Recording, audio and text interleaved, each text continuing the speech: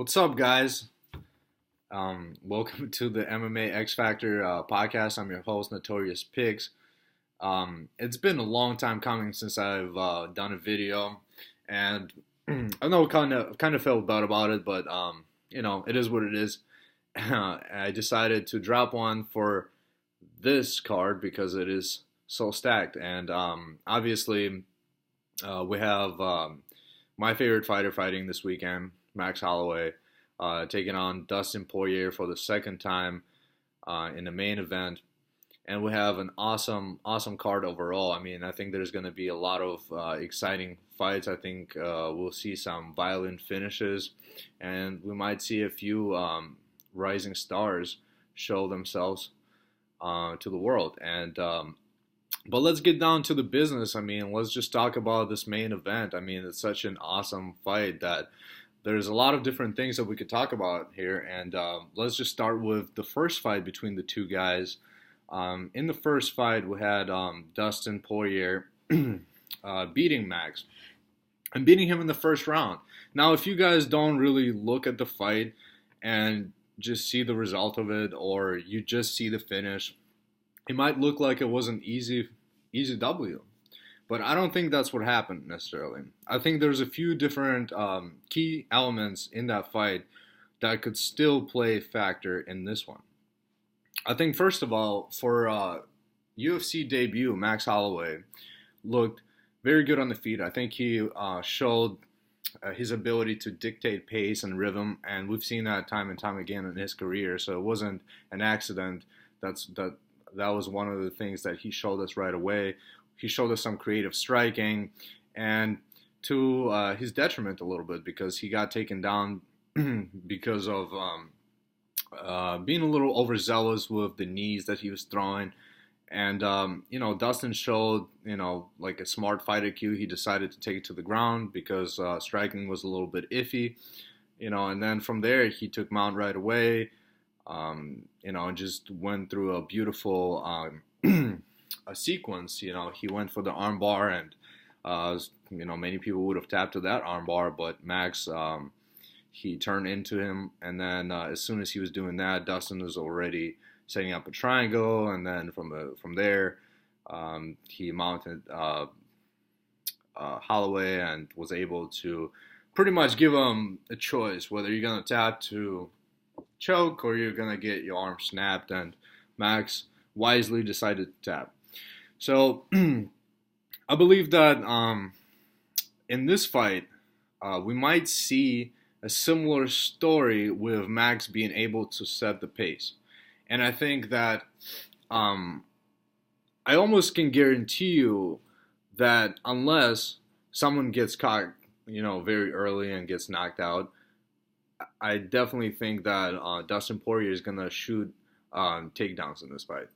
The reason being is all Max's losses in the UFC have come by way of giving up takedowns and just getting controlled on the ground, whether it was Conor McGregor, Dennis Bermudez, or Dustin Poirier. That was the common occurrence. Now, I'm not saying that Max Holloway is still the same Max. Obviously, he isn't.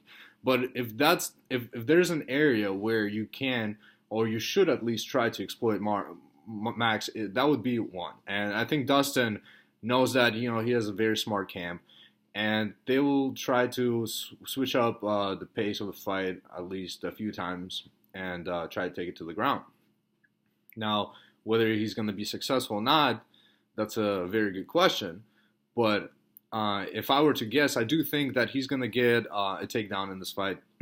But I don't think he's going to be able to just slice through Max like knife through butter. I don't think that is the same Max. I think Max is much better on the ground now. I still think that Dustin probably has better jiu-jitsu, just through so many more years of doing it, and he was already so much better than Max when they first fought.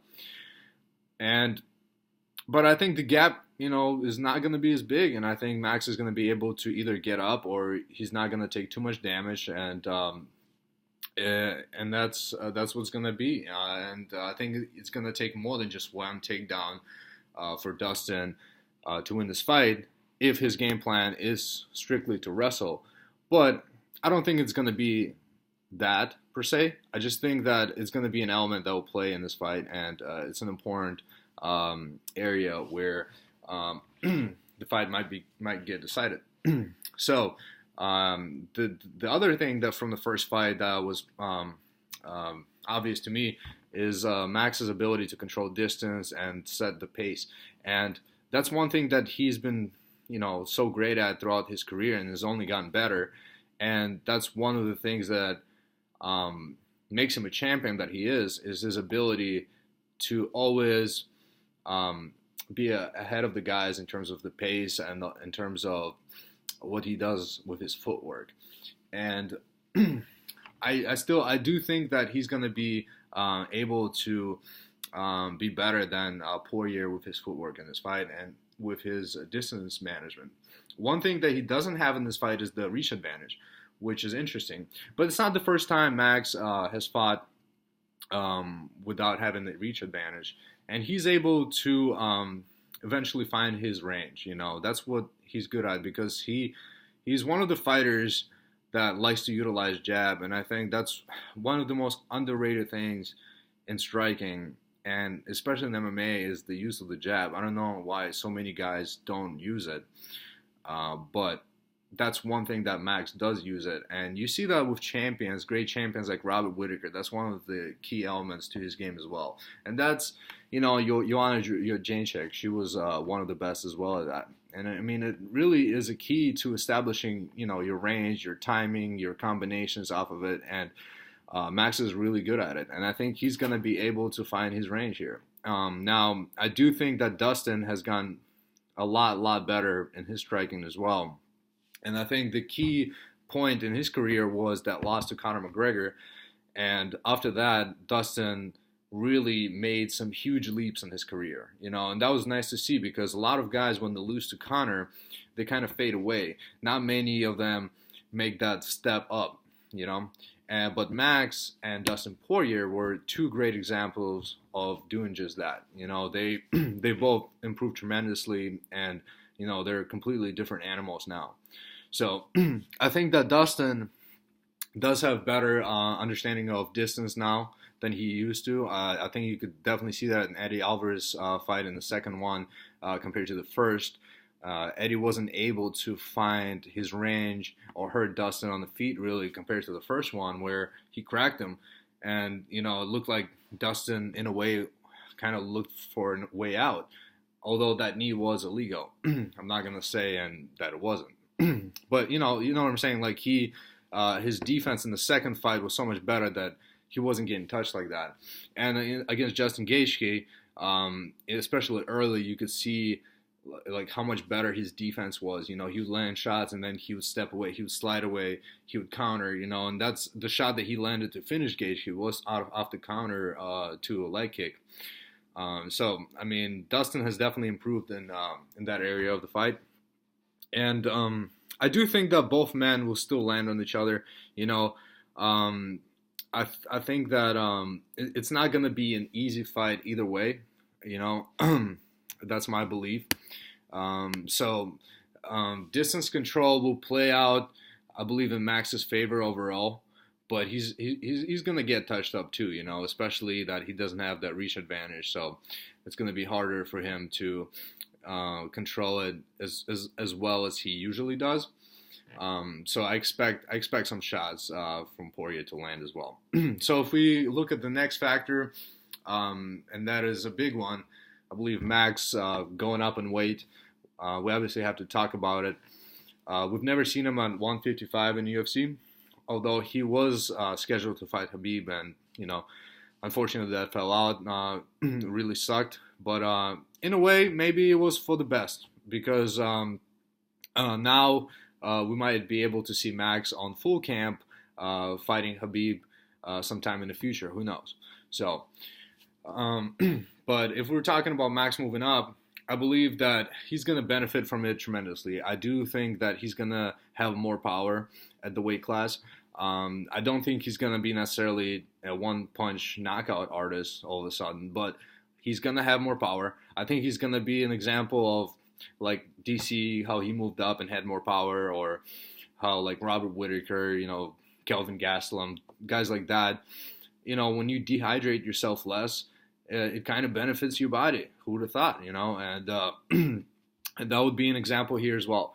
And I think the interesting part would be is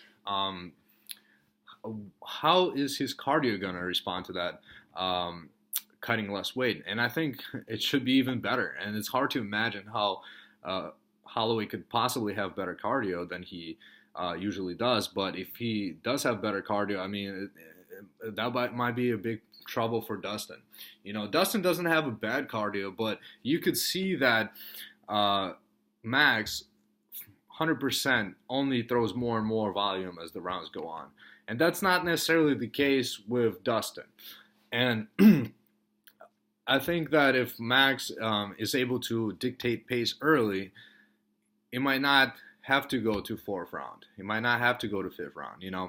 A lot of people think that likely scenario is a Holloway TKO in the later rounds.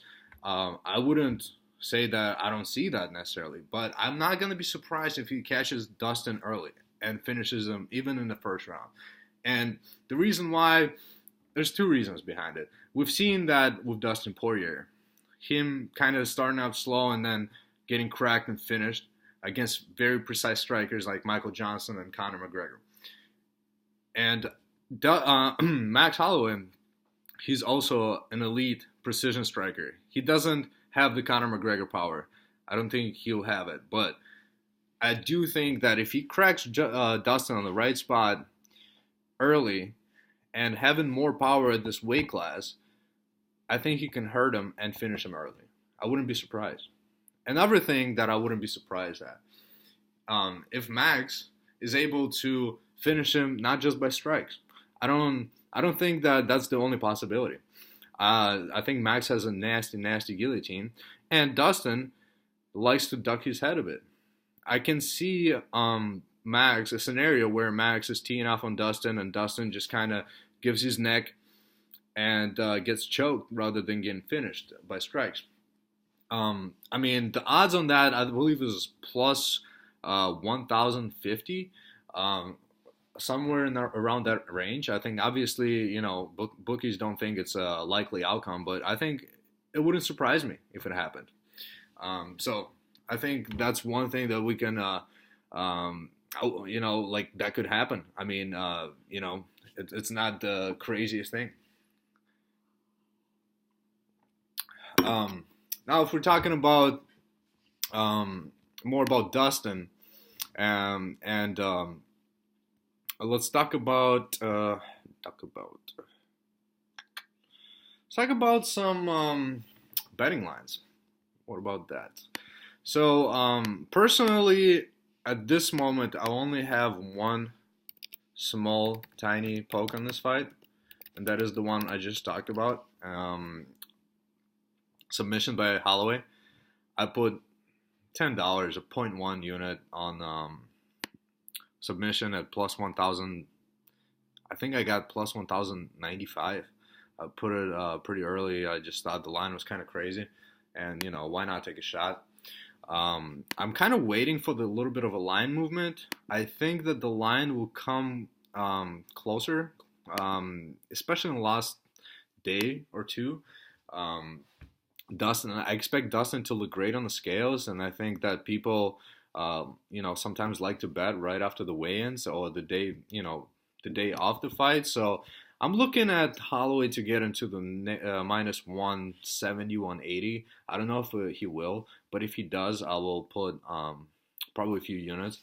Might go even as high as 5, depending, how I feel about it. But yeah, that's the fighter that I'm favoring. I mean, I don't know if you guys were able to tell it by my breakdown, but if you guys think that Dustin Poirier wins, I think that you would have to bet it by stoppage. I really do think that. A lot of people say that as well, but it's kind of hard for me to imagine him winning 5 rounds, 3 out of 5 against Max. But I can see him maybe catching Max off guard a little bit in the first round and getting maybe a submission again, maybe even a TKO. If you're a Poirier better, so I wouldn't hate on that play. But yeah, overall, I hope you guys enjoy this breakdown. I might be a little rusty; it's been a while, but I'll make sure to keep doing it more often. So um, have fun this weekend, boys, and enjoy the fights, and see you guys later.